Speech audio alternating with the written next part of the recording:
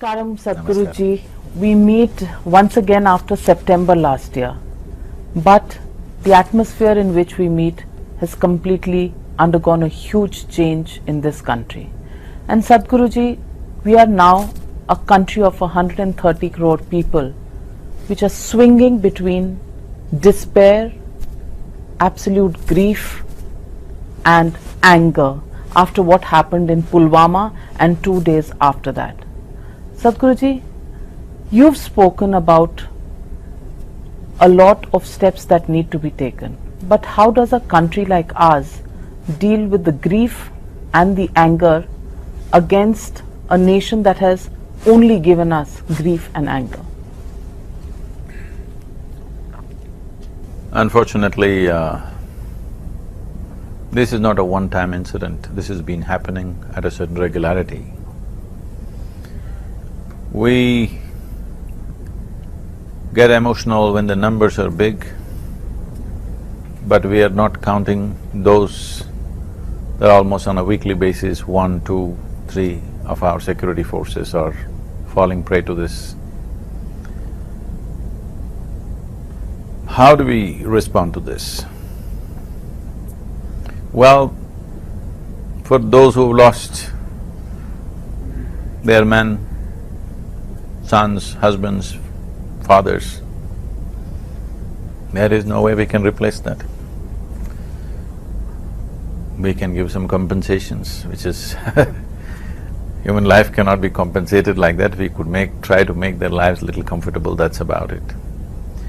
But for the nation, because nation cannot go on bleeding like this, nation is not bleeding like this by accident, as it is a declared policy of 1,000 cuts. 1,000 cuts are happening. A variety of reasons, but I believe essentially because of not sustained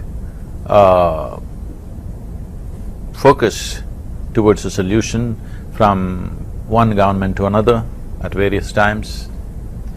Because in a democratic system, when the governments change somewhere, a whole lot of things don't continue in the same level of focus as the previous government might have been doing it. So, because of these lapses, in 70 years, we have not come towards a solution, we have only escalated the problem further. So a time has come where, though such incidents have happened before, at this point, the nation wants some kind of a solution. This is widespread. But internally, people who have been giving financial support, physical support, and kind of giving them media space, social media space, and variety of things which are adding to all this, I think this is the time to undo that 100%. But Sadhguruji, you… Just to complete this, see, one thing is this IED blast happened and it's a mayhem at that moment. When the rest of the force is trying to go pick up the bodies, somebody is throwing stones at them at that time. Well, this cannot happen in a nation. This cannot happen. Even at that moment, there are people throwing stones at you. Well, always they've been explained of as boys. They're not boys. And alienated boys, political patronage for them, especially coming from the state that is the most strife-ridden state in our nation. But I'm saying this is the time to deal with this, 100%. You're saying the establishment at the center should even take on the Mehbooba Muftis and the Omar Abdullahs? Whatever it takes, the enemy within must be dealt with 100%. Outside enemy is not something that you adventure into without thinking of all the consequences. But at a time when we want retribution from Pakistan, you think only looking at the enemy within, No. people who say they are part of this country, of course they speak the language of Pakistan, but they are part of this country, is action against them going to be enough? I would say, as a mature nation and as a culture which has always stood for peace and inclusion, we should not seek retribution, we should seek solution. We want a solution. But what kind of solution is possible Solution is we with don't- Pakistan? We've tried sitting across the table. The Prime Minister has made several overtures himself for inviting them for his swearing-in ceremony, going across for Nawaz Sharif's daughter's wedding. All of those niceties We know have been none done. of those things will work because we need to understand they're working for what they believe is their way of doing things. But what is it that matters to us? We must achieve that, rather than getting into retribution state where you may get enmeshed in their agenda. You may serve their agenda better in trying for retribution. I would say we must see what is the solution for this for us. One piece of the solution, it's not a whole solution. One piece of the solution is support within the country must be stamped out. All right. And Sadhguruji, you made this statement. In fact, you put this out as your statement, saying, in the making of a nation, maintaining the sovereignty is most fundamental. There should be no compromise on this endeavor, either in thought or action. Either you must have the wisdom to kill the enmity, and I think you're referring to the enmity with Pakistan. If there is no room for that wisdom, unfortunately it will naturally translate into killing the enemy. You're talking about killing the enemy and then you're talking about peace. How can both happen? See, that's what I'm saying. If, as a part of making of the nation, it unfortunately leads to this kind of action, we have done it in the past, we will have to do it again, but not as retribution.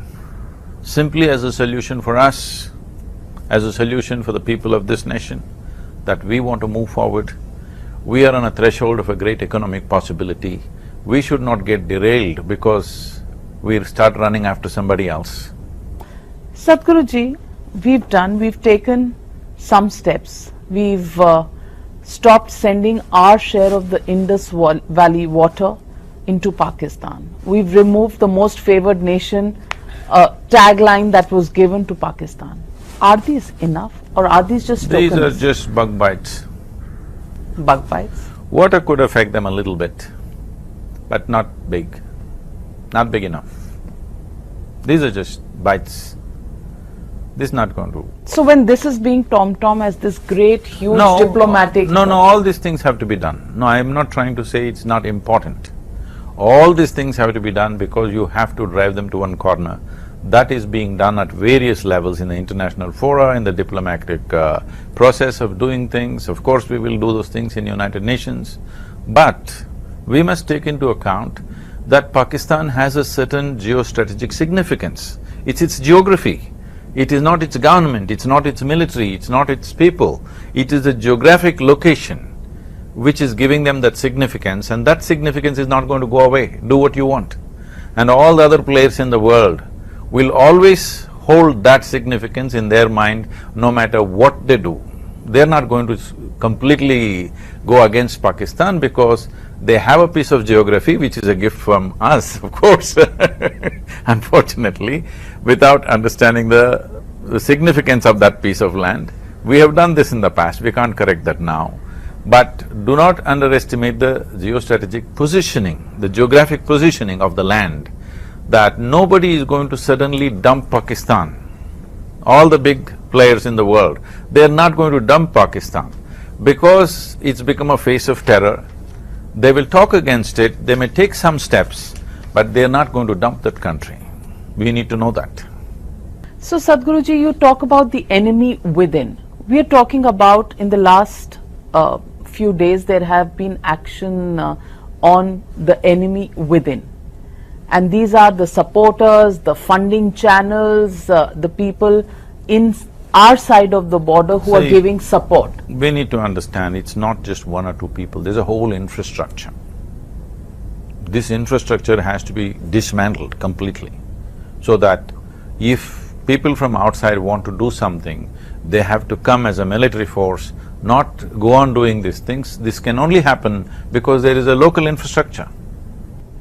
And the local infrastructure, who does it entail? So many people, of course. We should have the courage to deal with it now. So I'm asking you, Sadhguruji, would you like to name people who are part of the so-called mainstream politics, who stay away from elections to make a point, but on the other hand, continuously, whether it's Mehbooba Mufti or Farooq Abdullah or Omar Abdullah, each one of them keeps talking about the stone pelters as being alienated youth. They keep giving them their political patronage. They keep talking about Hurriyat and the action against these separatists that has been taken. Are these the enemy within? Will you take a position on that? See, what I would like to say is, after all, they are politicians who need to win an election.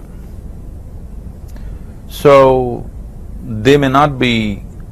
I'm not making a clear-cut statement on this, but I'm saying the names that you say may not be actual infrastructure. They may be playing up because they don't want to have people against them. They have to stand for the next election. So, we must be very astute about this. Where is the real infrastructure that must be broken? Where is the support of a certain level of support in the social media, in the media, there is support. This must be dismantled. See, nation is not… I'm not speaking with some kind of fervor. I'm just talking in terms of a solution. Nation is not something that descended from somewhere, it's an idea that all of us agreed that this is our nation. If we don't take care of it, if we don't invest ourselves into it, this idea will not become a wonderful idea, this will become a horrendous idea. Right now, we have this problem, a whole lot of people have not invested themselves in that idea. They are either vacillating… Including the political class? They are either vacillating or they are wondering which way it's going to go. Even for them to wonder, the reason may be the situation on the ground. Because I know from the other side, at many points, Pakistan believes it's very close that they're going to get Kashmir. They have never understood.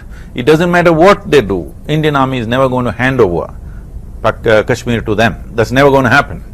But that side, there is an illusion. Many times in the last 70 years, at least 4 to 5 times, they've really believed it's come so close, they're going to get it now. Because they start talking locally, just so close, another 2 months we'll have Kashmir, this kind of talk goes on there. So that illusion we have to break.